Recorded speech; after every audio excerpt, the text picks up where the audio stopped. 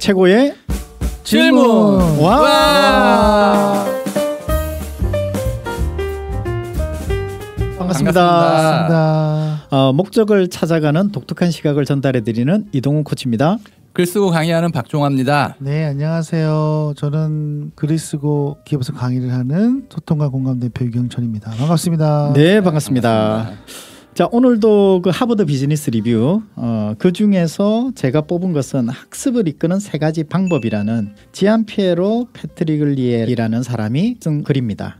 여기에서 보면은 학습을 이끄는 세 가지 방법이라고 해서 세 가지 종류의 사람이 나옵니다. 첫 번째는 이제 관리자, 두 번째는 도전자, 세 번째는 연결자라는 것이 됩니다. 자, 관리자는 이제 목적 달성을 위해서 어떻게 하든 학습이라는 부분을 잘 관리해서 목적을 달성할 수 있도록 하는 거라고 한다면, 도전자는 이제 새로운 것을 추구하고 어떤 사람 중심인 거죠. 연결자는 이제 사람과 사람이 연결해서 관리자와 도전자의 중간인데 사람과 사람이 연결해서 어떤 학습을 이끌어내는 그것이 이제 연결자가 됩니다. 자, 이 학습을 이끌어내는 세 가지 방법에 대해서 우리가 한번 여행을 한번 가보도록 할 텐데요. 첫 번째 질문은 이겁니다.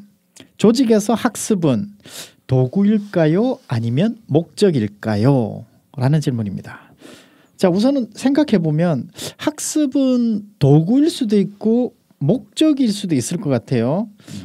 도구일 때는 뭔가 성과를 만들어내는 어떤 그런 툴이 될 수 있을 것 같고, 목적이라면 뭘까? 그러면은 조직 문화가 이제 성장의 문화, 아마 이런 쪽으로 가는 게 아닌가 생각되는데 어떠세요? 이 부분에 대해서. 학습이 목적이다라고 하는 것도 약간 독특한 시각일 것 같아요. 일반적으로는 그냥 학습을 하는 거는 그 다음으로 뭔가 가기 위한 도구라고만 생각할 것 같은데.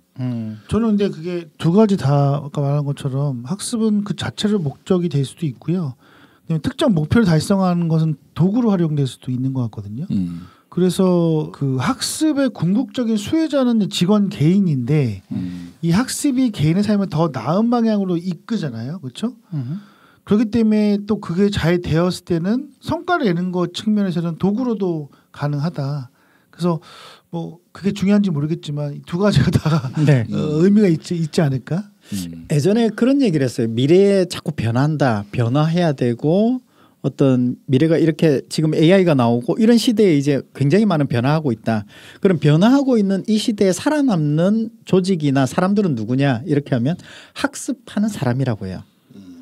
그러면 학습이라는 것은 어떻게 보면 변화에 대해서 적응하는 굉장히 중요한 우리의 내면적인 어떤 자세, 학습은 또 자세로 볼 수도 있을 것 같아요. 그러면서 학습은 도구일 때 효율을 주고 목적일 때 의미를 주는 게 아닌가라는 생각이 들고요. 시적인 표현이에요. 네. 그래서 근본적으로 그 학습이 뭘까 한번 정의해 보면 이런 것 같습니다. 조직에서 학습이란 사람과 조직이 세상에 어떻게 기여할 것인가를 묻는 여정이다. 이것이 아마 학습이 아닐까라는 생각이 들고요. 그래서 지속 가능한 공존을 위한 삶의 방식이 아마 학습이 될 것 같은 그런 생각이 듭니다. 학습이 그 조직의 생존을 가능하게 하고 뭐 이런 거겠군요. 또 네, 그렇죠. 굉장히 중요한 포인트인 것 같아요. 그래서 저는 목적과 도구 다 되게 중요한 관점이란 것 같아요. 요즘 뭐 학습하고 있는 거 있으세요? 저희가 학습하는 거는 뭐 책이나 영상이나 뭐 그런 거 아닌가요? 어때요? 요즘 제가 보고 있는 것 중에 하나가 종교를 많이 보고 있어요. 아, 종교를 학습해요? 종교를. 그러니까 믿음 말고 이제 종교라는 것이 무엇일까라는 부분을 좀 보고 있고, 그러면서 특히 이제 이 중에서 불교라는 부분을 보고 있으면서 흥미롭더라고요. 그러니까 불교를 네. 그냥 공부의 대상으로 보고 있다. 예, 그렇죠. 그래서 불교의 여러 가지 중에서 초기 불교라는 게 있어요. 그래서 붓다가 깨달음을 얻고 이제 나왔을 때 붓다가 했던 얘기들이 있는 건데, 이제 그 중에서 붓다가 이제 자기 깨달았잖아요. 그러니까 제일 처음 만난 사람에게 그런 얘기했죠. 나는 깨달은 사람이다. 이러니까 그 사람이 이제 쌩 까고 갔잖아요. 그래서 이렇게 얘기하면 안 되겠구나. 그래서 자기가 누구를 찾아갔냐면 예전에 함께 도반으로서 이제 같이 수행하던 사람들을 찾아갔어요. 거기에 찾아가서, 왜냐하면 거기서도 자기가 세게 수행을 했거든요. 그래서 이 사람들도 그런 거 있잖아요. 우리 같이 공부하면서도 야, 저 친구는 진짜 그치. 정말 열심히 한다. 코피까지 내가면서 굉장히 열심히 하는 그 친구다. 그게 붓다였어요. 그래서 그 무리들 찾아가서 설득을 해야 되잖아요. 그들에게 쫙 얘기를 하는데 설득을 했을 때 설득하는 한마디가 그 얘기를 했다고 하더라고요. 저도 그 말을 듣고 굉장히 인간적이구나. 만약에 부탁 깨달았어요. 어떻게 설득했을 것 같아요? 그들에게 내 깨달았어. 내 깨달았어.를 어떻게 안 믿잖아요. 그래서 자기는 이렇게 분명히 깨달았고 이 부분에 대해서 이들에게 설득을 해야 되는데 설득을 어떻게 했냐면 부다가 이렇게 설득했답니다. 내가 너희에게 이런 얘기를 한 번이라도 했어? 이런 얘기를 했대요. 자기는 깨달았다고 얘기하면서 그 얘기를 하면서 이제 그들이 이 사람이 평소에 그 얘기를 한 번도 안 했던 거거든요. 예를 들어서 이거예요. 우리 박종화 대표님한테 최근에 A라는 주식이 있는데 그거 한번 투자해 보세요 했는데 무슨 그런 얘기예요. 그거 어떻게 해요? 내가 얘기하죠. 제가 이 얘기를 박종화 대표님한테 평소에 얘기했어요. 내가 당신한테 주식 얘기하는 거 봤어? 봤어요? 이런 거네요. 그러니까요. 그러니까 그렇네.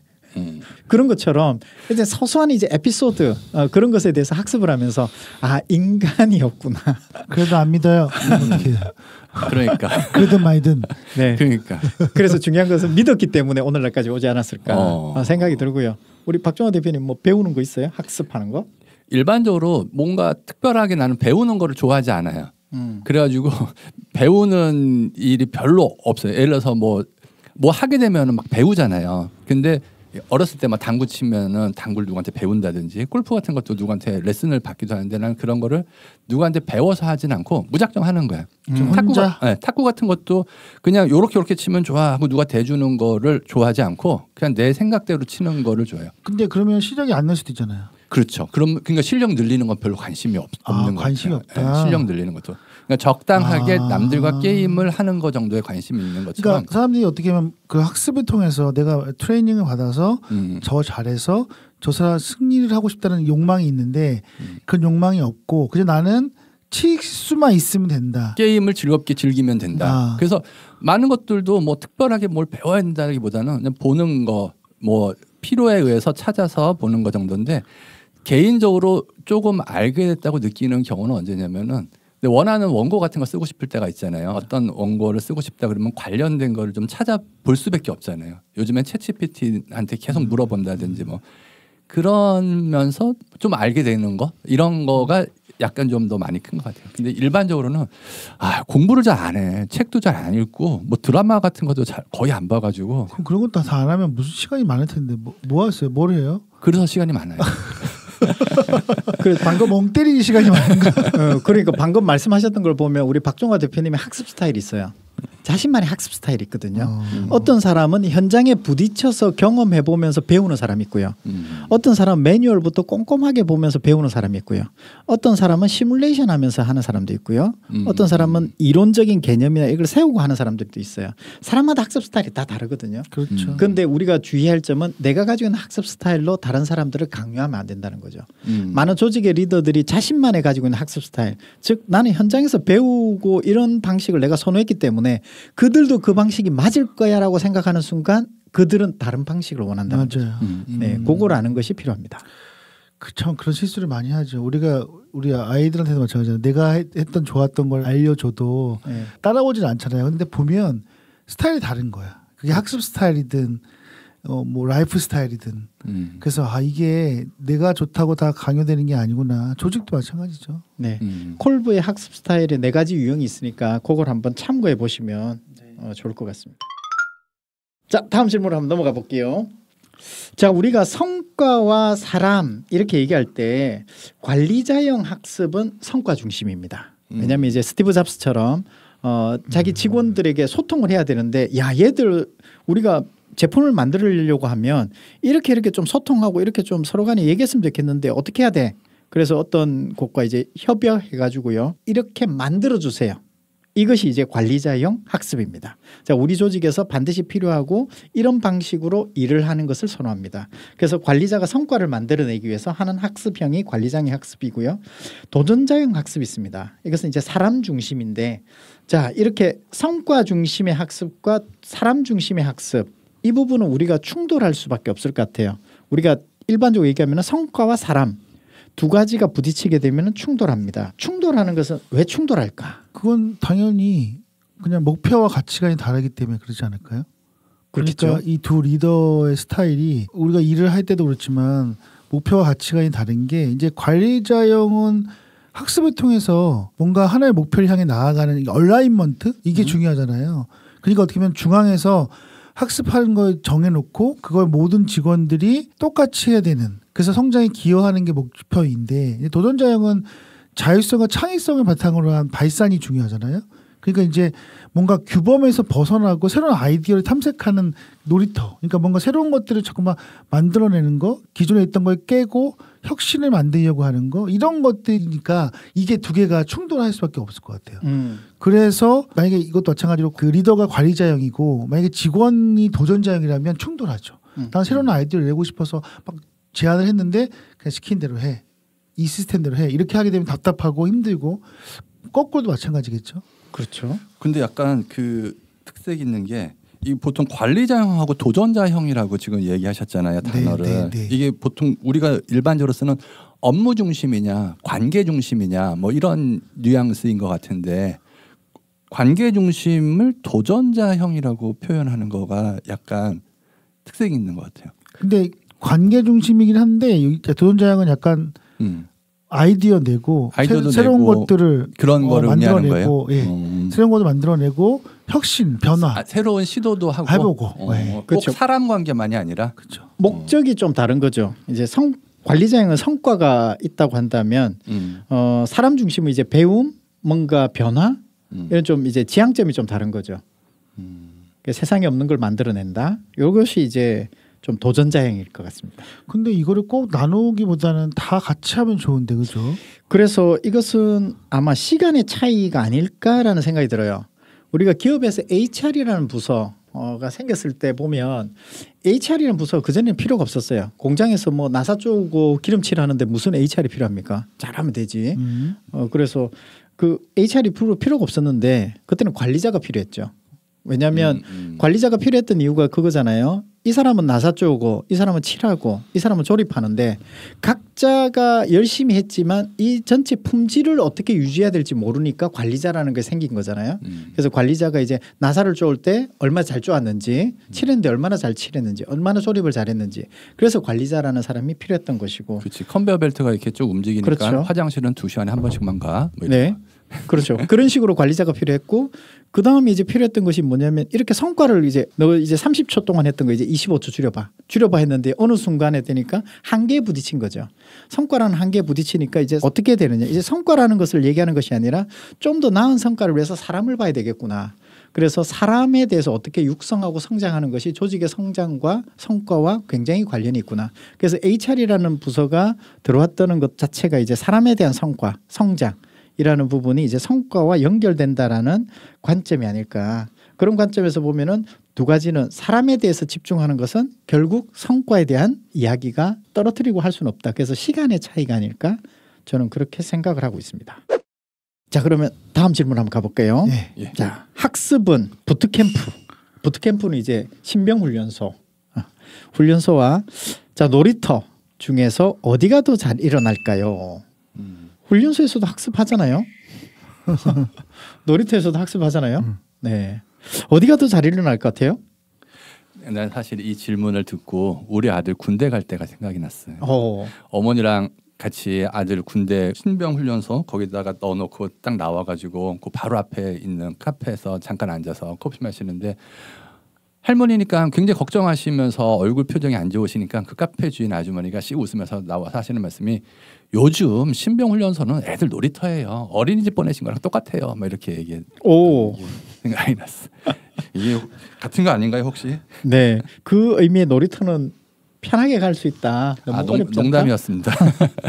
일단은 저는 다 각자의 특성이 있는 것 같아요. 그러니까 뭐가 더 잘 일어난다 이거보다는 그 목표와 상황에 따라 좀 다를 것 같거든요. 그래서 부트캠프는 새로운 것들을 효율적으로 좀 습득하고 뭐 조직에 맞는 것 역량을 수렴하는 거기 때문에 그 안에서 굉장히 좋은 또 아이디어나 학습이 이루어지고 놀이터는 이제 개인의 흥미와 관심사를 따라서 자기 주도적으로 학습이 이루어지는 거잖아요. 그러다 보니까 뭐 새로운 관점, 혁신적인 사고, 개인의 성장에 대한 여러 가지 발산이 이루어지니까 그러니까 이런 것들이 서로 약간 다른 거지 뭐가 더 좋다라기보다는 이 두 가지에 따라서 특성이 따라서 굉장히 좋은 아이디어라든가 아니면 학습이 다 일어나지 않을까.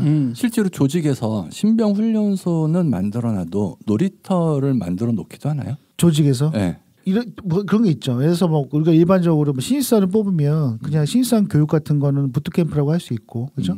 근데 이제 나와서 그들한테 미션을 주잖아요. 그래서 어떻게 보면 그 조별을 만들어 가지고 새로운 어떤 아이디어를 가지고 발표한다거나 그러면 며칠 동안 그 계속 걔네 고민을 해가지고 뭐 여기서 주제가 이런 게 있어요. 우리 회사의 좀 브랜딩을 높일 수 있는 방안 뭐 이런 주제 주면 이들만의 생각, 신입사원들의 생각만으로 계속 뭔가 아이디어 짜서 뭐 영상을 찍기도 하고 그래서 만들기도 해가지고 발표를 하거든요. 그냥 그럼 그거는 저는 놀이터라고 생각해요. 이런 것들이 접목되어 있는 게 아닌가. 일반적인 조직 안에서는 사람들은 신병훈련소만 주로 많이 생각하고 놀이터는 잘 생각하지 않을 것 같아가지고 그냥 한번. 그래서 그 우한 형제들에 보면은 잡담이 경쟁력이다라고 얘기했던 것도 아마 이 놀이터를 강조하는 의미가 아닐까 생각이 들고요. 놀이터 생각해 보면 그냥 구글의 20%룰 뭐 이런 거 생각나는 거, 뭐 스티브 잡스가 예전에 뭐 사람들끼리 만날 수 있게 동그랗게 UFO처럼 뭐 그 사무실을 만들려고 했다라는 거, 뭐 이런 거 생각나는데 금방 말씀하신 것처럼 뭐 잡담할 수 있는 공간 만들어 놓는 거 생각하는데 일반적인 회사들은 이 생각을 거의 안 하고 지나갈 것 같다는 생각이 들어요. 그러니까 이제 조직의 어떤 그 상품이나 서비스 이것에 따라 좀 달라질 것 같아요. 예를 들어 생산 조직 같은 경우는 부트캠프가 중요한 거죠. 안전 해야 되는 것. 그래서 그런 산업 안전이나 이런 것은 부트캠프가 훨씬 더 중요하고 거기서 맞춰야 되는 것들도 있고요. 그러면서 놀이터 같은 경우는 이제 R&D나 새로운 어떤 사업을 기획한다든지 뭔가 홍보한다든지 이런 관점에서 더 중요하지 않을까. 모든 조직에 이 두 가지가 다 있어야 되는 것 같고 어디는 어느 게 더 많고 어디는 어느 게 좀 중요하지 않다가 있을 수도 있는데 아무튼 두 가지를 다 생각해 보는 게 필요한 것 같습니다. 네, 맞아요. 네, 그래서 이렇게 한번 정리해 보면 좋을 것 같아요. 부트캠프는 뭐냐? 성과를 위한 기술 훈련. 놀이터는 뭐냐? 문화적 다양성을 통한 혁신. 이렇게 한번 생각해 보면 좋겠고요. 아마 이 두 가지 방식은 앞에 말씀하셨듯이 얼마나 잘 균형 있게 잘 조직에서 지속 가능하게 만들어내는가. 이것이 또 중요할 것 같습니다. 자, 다음 질문으로 가시면 자, 학습을 통해 얻는 가장 큰 가치는 성과일까요? 아니면 정체성일까요? 라는 얘기입니다. 야, 이 질문을 제가 좀 생각하면서 굉장히 좀 어렵더라고요. 성과는 외부로 보여주는 것이고 정체성은 내부를 형성하는 건데 학습의 목적을 한번 두 개를 한번 조합해 보면 이런 뜻이 있을 것 같아요. 성과를 낼 수 있는 정체성을 만드는 것. 야, 이렇게 조합이 되나? 네. 그래서 성과는 결과고 정체성은 원천이 될 것 같은데 자, 그렇다면 학습을 통해서 가장 큰 가치는 성과일까요? 정체성일까요? 이 질문에 대해서 어떠세요? 학습을 통해서 구체적으로 바로 성과를 올릴 수 있을 거라고 사람들은 기대하나요? 그것도 있겠죠. 기대할 수도 있다. 네, 그래서 바로 이제 생산 같은 경우는 요걸 해서 이렇게 해. 요거 할 때는 안전모를 써야 돼. 이런 것은 이제 학습을 통해서 바로 기대할 수 있는 거죠. 근데 이제 정체성이라는 의미를 좀 정확하게 좀 정의를 해야 될 것 같은데 이제 그 기본적 성과는 직원들이 더 역할을 잘 수행하고 기술 습득하는 거잖아요. 그래서 뭔가 가치를 창출하고 성과를 내는 건데 정체성은 그 지식이나 기술을 배우는 걸 넘어서 그렇죠? 내 새로운 자아를 개발하는 경험 같아요. 그래서 이 약간 놀이터형이라는 학습이라는 것이 결국은 내 관심사나 강점 또 개인적인 목표에 따라서 내가 학습하잖아요. 이게 이제 정체성을 찾아가는 과정인데 이거가 명확하게 있다면 내가 좀 더 어떤 걸 잘할 수 있다는 강점을 알 수 있으니까 뭘 더 하면 좋겠다. 그래서 내가 잘할 수 있는 걸 더 잘하게 만들어서 더 성과를 낼 수 있는 거죠. 이것들은 개인으로 보면 개인의 몰입도와 충성도를 높아지게 할 수 있거든요. 그래서 저는 이 두 가지가 사실은 시너지를 내는 요소인 것 같아요. 학습은 당연히 학습을 해야 되고 단기적인 성과 달성에는 굉장히 효과적인데 결국은 지속적으로 성장하고 성과를 내기 위해서는 기본적으로 정체성이 있어야 된다고 생각합니다. 그래서 이것들을 같이 본인이 이해하고 나아갈 때 이 정체성이라는 거는 나의 정체성이에요. 조직의 나의 정체성. 그러니까 내 관심사, 나의 관심사, 내 강점, 내 목표가 무엇인지 어떻게 보면 일의 의미도 포함되겠죠. 그러니까 그것이 명확해야 예를 들어서 우리가 기계적으로 배우는 것만 있으면 뭐 업무적인 건 배울 수 있잖아요. 근데 그걸 하게 되면 내가 막 하다가 내가 이거 왜 하는 거지? 이게 나한테 무슨 의미가 있지? 이런 생각이 들 수도 있잖아요. 물론 돈을 벌기 위해 하긴 하지만 장기적으로 더 성장하기 위해서는 내가 이거 하는 이유가 내가 앞으로 가기 위한 커리어가 있는데 그 커리어에 기반되는 지식이기 때문에 열심히 배워서 해야 돼. 그러니까 이런 생각을 갖고 있다면 더 열심히 할 수 있잖아요. 그게 정체성이라고 할 수 있죠. 예.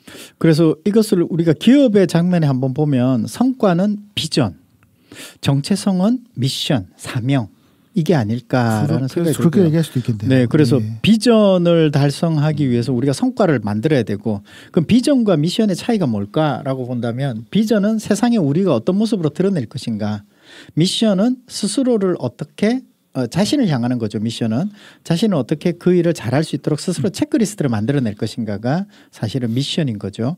그래서 성과를 만들어내기 위해서 어떻게 보면 정체성이라는 부분 미션이라는 부분이 잘 정의되는 것 그것은 굉장히 중요할 것 같습니다. 자 그러면 다음 질문으로 가서 왜 어떤 직원은 학습에 몰입하고 어떤 직원은 무관심할까요? 라는 관점에서 보면 우리 이제 아까 G세대를 얘기했잖아요. 그렇죠. G세대들은 어떻습니까? 학습에 몰입합니까? 무관심한가요?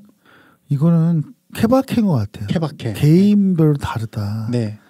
예를 들어서 그 학습의 목적과 방식이 나에게 일치를 하면 몰입할 것이고 근데 내가 봤을 때는 이거 회사에서 시키는 거 아니야? 이거 나 부려먹으려고 하는 거 아니야? 어떻게 보면 그 직원의 마인드셋과 좀 연관이 있을 것 같아요. 그래서 이거는 기본적으로 다르다.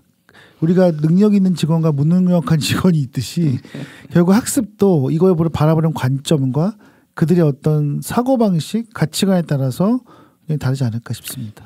지금 말씀하시는 게 그 조직에서의 학습에 무관심한가 몰입하는가를 말씀하시는 거예요? 아니면은 개인이 일반적인 삶 속에서 자신의 학습에 무관심한 사람이 있느냐 몰입하는 사람이 있느냐 두 개 다 할 수 있을 것 같아요. 첫 번째도 되고 두 번째도 되지 않을까요? 여기는 이제 직원 관점의 학습인 거니까 그러니까 조직에서 뭔가 학습시키는 것에 대해서 우리가 교육을 하다 보면 사실 보잖아요. 우리가 주니어급의 직원들 보면 어떤 직원들은 진짜 열심히 하잖아요. 막 적고 막 눈빛이 반짝반짝 빛나면서 내가 강사가 얘기하는 거 하나 더 들으려고 하고 뭐 질문도 가끔씩 하기도 하고 그렇죠? 그런데 어떤 직원은 핸드폰 보고 그냥 딴짓하고 자고 그 저는 왜 똑같은 동기 비슷한 사람들인데 왜 그럴까 생각했거든요. 저는 거기에 이 학습과 연관된 것 같아요. 그러니까 지금 이미 받는 교육이 어떤 직원한테는 야 이거 커뮤니케이션 교육이라고 치면 이 커뮤니케이션 잘 배워가지고 내가 성장할 수 있고 또 다른 직원 상사들하고 대화도 잘할 수 있고 거기서 내가 뭔가 얻을 수 있고 내가 좀 스킬을 배우고 싶다는 생각하는 친구들은 열심히 하겠지만 그냥 자기 삶의 태도인 거죠. 그렇죠. 근데 이제 또 자는 사람들은 나 오기 싫었는데 팀장이 보내서 억지로 왔는데 이런 거 왜 하는 거야 도대체 뭐 커뮤니케이션 스킬 대충 하면 되는 거 아니야? 이렇게 생각하는 친구들은 그냥 시간 낭비. 정말 그냥 이 시간은 나에게는 무의미해. 시간을 때우는 거지. 그런 친구들은 또 그럴 것 같아요. 이건 진짜 너무 케바케라서. 그런데 우리가 그런 거 하잖아요. 이 친구에게 몰입하게 하기 위해서 의미를 부여하잖아요. 의미를 쫙 소통을 하는 게 이런 의미가 있다 쫙 얘기하는데 하죠. 어떤 친구는 맥히고 어떤 친구는 안 맥혀요. 왜 그럴까요? 그러니까요. 그러니까 우리가 생각해보면 바람직한 인간상은 어떤 거예요? 바람직한 인간상. 열심히 하는 사람이겠지 뭐. 그렇죠. 그렇죠. 학습에 대해서 몰입하고 그게 나의 성장에 도움이 된다는 친구겠죠. 자신을 성장시키려고 하는. 누구 기준에 바람직한 겁니까? 그냥 우리가 일반적으로 보편적 진리. 그럼요. 네. 그냥 개인. 근데 공통점이 있어요. 제가 보면 진짜 이거는 통계적인 건데 좋은 회사의 직원들은 몰입이 훨씬 많아요. 비율적으로 얘기하는 거예요. 뭐 100%는 아니겠지만 몰입도가 정말 90% 이상. 그러니까 이 좋은 회사라는 것이 또 구분하기 좀 애매하지만 또 우리가 얘기했을 때 대기업이나 조금 들어가기 힘든 회사예요. 근데 또 뭐 중견 이하에 좀 그런데 물론 다 그렇다는 건 아니에요. 굉장히 태도가 좋은 회사도 있지만 대부분은 갈려요. 그 안에서도 굉장히 열심히 듣는 친구들이 있고 진짜 무관심한 친구들이 있어요. 그러니까 이거는 어떻게 판단해야 됩니까? 수준입니까? 학습 태도도 그 인재 역량과 능력에 따라서 좀 차이가 있다. 저는 그렇게 바라보거든요. 그것도 있지만 한편으로 보면 한번 팀을 보면 팀에 한 10명 정도 있다. 뭐 12~13명 있다 생각하면 몰입하는 친구가 있어요. 몰입하지 않는 친구가 있어. 같은 회사 내에서. 네, 한 팀에서. 그룹 활동할 때. 그룹 활동보다는 이제 한 팀을 운영하다 보면 팀장들이 많이 얘기해요. 조직에서 이 친구들은 잘해. 이 친구들은 못해요. 이 가운데 있는 사람이 있어요. 한 몇 프로 정도가 잘하는 친구 쪽에 있을 것 같아요. 몰입하는 친구 몇 프로 정도 될 것 같아요. 일본어 하기 어렵지 않아요, 그거는? 너 조직마다 너무 달라서. 근데 조직마다 다른데 20%? 8대2 법칙? 보통 한 20% 30% 얘기해요. 그러니까 뭐 파레토 법칙이네요. 저 밑에는요. 똑같죠. 몰입 안 하는 친구. 20%? 네, 그쪽도 한 15% 20%. 그러니까 20%로 따져볼게요. 그럼 가운데가 60%잖아요. 그렇죠. 자, 그럼 팀장은 어디에다 더 관심을 가져야 될까요? 이 60%. 60%. 네. 우리 박정화 대표님은? 20%. 어떤 20%요? 상위 20%. 상위 20%. 나머지 놈들은 그냥 알아서 살아. 자, 그래서 이제 이것에 대해서 의견이 분분해요.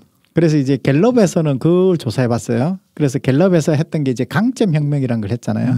그래서 평균적으로 이제 조직을 몰입하는 친구가 있고 몰입하지 않는 친구가 있고 이제 가운데 친구가 있을 때 그러니까 이제 어디에다 몰입해야 될까도 있지만 리더가 어떻게 접근해야 될까라는 두 가지 방법이 있을 것 같아요.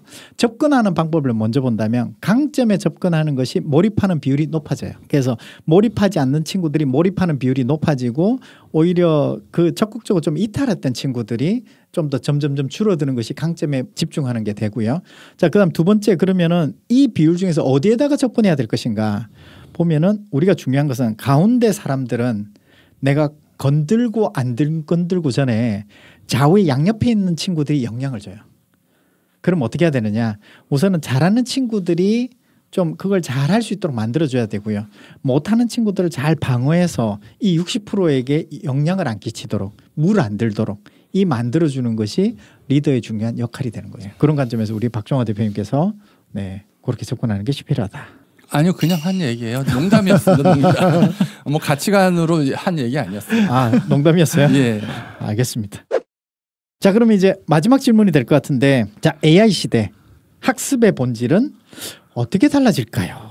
예전에 우리가 이제 검색이 한참 이제 정보 검색사부터 나올 때 정보에 대해서 이제 인터넷으로 검색할 수 있다. 그러면 많은 정보들이 나올 거야. 그때부터 얘기했던 게 뭐냐면 기존의 직업들이 사라질 거야.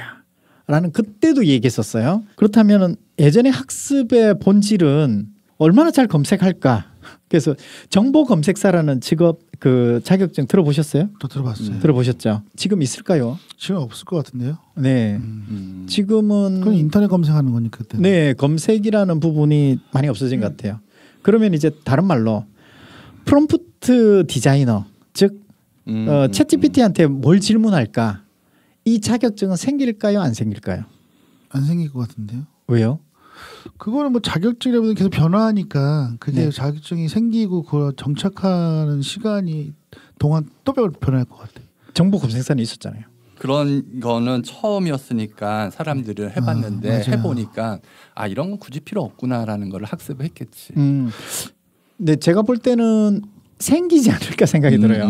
우리가 과거의 패턴을 본다면 정보 검색사가 있던 것처럼 프롬프트 엔지니어를 하는 부분이 왜냐하면 제가 이렇게 생각하는 이유가 몇 개 기관에서 지금 준비하고 있거든요. 국가 자격을 위해서 준비를 하고 있다고 생각이 들어서 그래서 생긴다 안 생긴다는 결과를 얘기할 수 없겠지만 과거에 비춰본다면 아마 생기지 않을까라는 생각이 들고요. 그런 시대에 그러면 학습의 본질은 어떻게 달라져야 될까? 검색하면 다 나오는데. 그러니까요. 그러니까 정보 검색사라는 것도 어떤 걸 했는지는 잘 모르겠지만 특별하게 뭐 검색을 하는데 뭔가를 내가 자격증을 가질 만큼 뭔가 배워야 돼요? 인터넷의 역사. 이게 해서 그러니까 그 쓸데없는 짓이라는 거를 이미 사람들은 알았는데 지금도 아마 누군가 만든다면 자기의 돈벌이 때문에 만드는 거야. 왜요? AI의 미래. 그러면 좋아요. 그러면 오케이. 학습의 본질이니까 우리가 지금까지는 책을 읽거나 뭐 교육을 듣거나 누구한테 뭐 1대1로 뭐 코칭을 받거나 그런 식으로 아니면 컨설팅을 받거나 이런 식으로 학습이 이루어졌잖아요. 이 AI가 지금 이 정말 이제 범용화된 이 시대에 도대체 학습을 어떻게 하는 게 가장 효과적일까? 이게 저도 궁금하거든요. 그래서 최근에 들었던 얘기 중에서 하나가 어떤 기관에서 어떤 교육기관이에요. 그래서 이제 기업에 이렇게 그 역량 평가 진단을 가지고 이렇게 제안하러 갔대요. 프레젠테이션 하고 나서 딱 이제 그쪽 담당자가 뭐라고 질문하냐면 이런 질문한답니다. 앞으로 AI 시대가 올 텐데 AI 시대는 이 역량이 맞습니까? 라고 물어봤대요. 뭐 당신들이 제시했던 그 역량에 대해서 그런 기준으로 뭐 역량을 개발하고 평가를 해야 된다고 하니까 그게 맞습니까? 하니까 이제 이 교육 담당 기관에서는 이것은 인간 본연의 그 역량이기 때문에 이것은 변하지 않습니다라고 얘기를 했대요. 그래서 결과는 그 회사는 떨어졌어요. 그러니까 맞아요. 그러니까 지금 우리가 예전에 역량 모델링이라는 걸 기업에서 많이 했기 그렇죠. 때문에 뭐 리더십 역량, 뭐 직무 역량, 기획력부터 해서 공통력이 다 있잖아요. 근데 맞아요. 그 역량이 어떻게 보면 저는 이 AI 때문에 다 바뀌어야 된다고 생각하거든요. 네. 왜냐하면 기존에 있던 그 역량들은 사실은 AI가 없을 때는 유효했지만 이게 생기면서 그러니까 거기 대체되는 게 되게 많아요. 그 역량들이. 그러면 그거는 그 역량이 아닐 수 있으니까 그 아까 얘기했던 대로 역량이 변화할 것이고 그 역량을 지금 찾아서 굉장히 많은 사람들이 고민할 텐데 저희도 찾아야겠죠. 그러면 어떤 역량이 필요할 것 같아요? AI 시대의 역량. 네. 검색 역량? 저는 이제 호기심, 탐구? 질문 역량. 내가 기억나는 게 1990년대 PC 나올 때쯤에 그때 80년대는 펜 글씨 쓰는 거 많이 했는 거 아세요? 맞아요. 네. 펜 글씨 같은 글씨 잘 써야지 취직 잘한다 이런 시대예요. 펜으로 글씨 쓰는 거. 근데 그 다음에 PC가 나온 다음서부터는 거의 사람들이 그냥 타이핑하지 글씨는 안 쓰잖아요. 그렇죠. 2000년 정도 넘어오면서 인터넷이 이렇게 사람들한테 쫙 보급되면서 사람들은 야 외울 필요 없어 네이버에 검색하면 다 나와 뭐 이런 식의 시대가 바뀐 것 같아요. 그러니까 외우는 게 대단한 능력이었어. 90년대까지만 하더라도 그냥 친구들 전화번호 한 10개 20개씩 막 외우고 학력고사 시대죠. 그러니까요. 이제 외우는 게 중요하지 않은 시대가 된 거죠. 2010년에 스마트폰이 사람들한테 보급되면서 그 다음에는 사람들이 스마트폰 같은 걸로 여러 가지를 하면서 SNS 같은 거에 글 잘 올리는 사람들이 뭔가 좋은 거를 얻었던 것 같아요. 근데 그때 인식에 넘어가지 못한 사람들도 꽤 많아.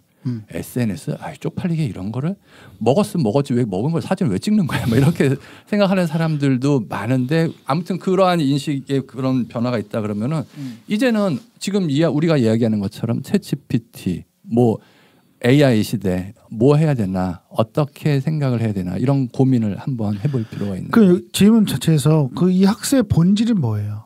AI 시대 이제 학습이 필요 없어요? 그러니까 이게 학습이 뭐냐면 AI는 답을 주는 거잖아요. 지식을 제공하지만 이유나 방향은 제시 못한다고 저는 생각해요. 그래서 이유나 방향은 인간이 가지고 있는 영역이 아닐까. 질문을 던질 수 있는 영역이 아닐까. 그러니까 AI를 그냥 칼이라고 보면 좋을 것 같아요. 칼이라는 것은 칼은 중립적인 거거든요. 요리사가 칼을 딱 들면은 요리를 만들 수 있고요. 그 강도가 칼을 딱 들면은 무기가 되는 거죠. 그런 관점에서 AI도 그런 하나의 중립적인 요소. 그렇지만 그 이유와 방향은 인간이 정하지 않을까? 저는 개인화된 맞춤형 학습인 것 같아요. 우리 아까 연습했지만 똑같은 질문을 똑같이 챗GPT한테 넣었는데 다 다르게 나왔거든요. 물론 이게 뭐 내용이 완전 다르진 않지만 각각 개인의 성향에 맞게 그게 커스터마이즈 됐거든요. 맞아요. 그러니까 개인이 갖고 있는 학습 패턴이라든가 강점, 약점 이런 게 있는데 그런 거에 따라서 우리가 같은 질문을 던져도 그 사람에 맞춰 나오기 때문에 이 학습이라는 게 똑같은 거에 이제 예전처럼 획일화된 학습이 아니라 그러니까 내 업무면 내 업무, 내 생각이면 내 생각, 내 어떤 관심사에 맞게 내가 원하는 콘텐츠가 커스터마이즈 되기 때문에 초개인화된 학습이 저는 이 AI의 가장 중요한 포인트인 것 같아요. 그리고 이제 또 하나는 뭐냐면 커뮤니티 기반 학습인데 이건 뭐냐면요. 결국은 사람들이 생각들이 모여야 되는데 기존에도 우리가 그런 걸 했지만 이 AI를 하면서 똑같이 지금 우리가 만약에 뭘 하게 되면 똑같이 물어볼 거 아니에요. 그럼 같이 그 생각 어떤 주제를 가지고 내가 AI를 활용해서 정보를 갖고 있는데 그걸 또 연결하는 거죠. 그러면 그 하나의 주제지만 답이 다 다르고 내 생각하는 게 다르기 때문에 그게 연결되는 결국 뭐냐면 상호작용을 통해서 더 그게 그 질문에 대한 어떤 정답이 확대되는 그런 것들이 AI에서는 더 가능해졌다. 저는 그렇게 생각해요. 그래서 저는 AI 들어오면서 최근 제가 코칭했던 그 회사가 이제 개발 회사거든요. 소프트웨어 개발 회사인데 그 얘기를 하더라고요. 무슨 얘기를 하냐면 자기들은 이제 그 AI를 가지고 누군가에게 그 외부 프리랜서를 써야 된대요. 쓰는 데 있어서 20, 30대는 좀 거부감이 든대요. 40, 50대가 편하대요. 왜 그러냐면 40, 50대는 프로젝트를 여러 개 진행해 봤거든요. 그래서 얘기하면 딱딱 무슨 말인지 알아먹는데요. 경험 많으니까. 그래서 오히려 40, 50대가 편하고요. 근데 그 40, 50대가 그전에 일이 점점점 줄어들다 갑자기 늘어났어요. 이유는 AI 때문에. AI가 커버가 되니까 오히려 40, 50대하고 소통이 잘 되지. 그들이 프로젝트를 하거나 이랬을 때 본인들이 AI를 써서 이제 만들어내니까 훨씬 더 20, 30대보다는 훨씬 더 낫더라. 그럼 저희는 괜찮겠네요. 그래서 기회가 오히려 이게 AI가 오면서 그거잖아요. 이제 세대가 혹시 60대는 어떤가요? 이제 곧 60인데. 60대는 안 돼요. 60대는 어렵지 않을까. 60까지만 잘 해보세요. 네. 오늘 이제 여기까지 하면 될 것 같은데. 네. 시간이 금방 갔네요. 네. 우리가 학습을 이끄는 세 가지 방법, 관리자, 도전자, 연결자라는 관점에서 우리가 한번 학습이라는 부분을 좀 깊이 있게 조직에서 학습이 왜 필요한지 그 내용을 함께 살펴봤습니다. 자, 여기까지 하도록 하겠습니다. 최고의 질문 수고하셨습니다. 감사합니다. 수고하셨습니다. 감사합니다.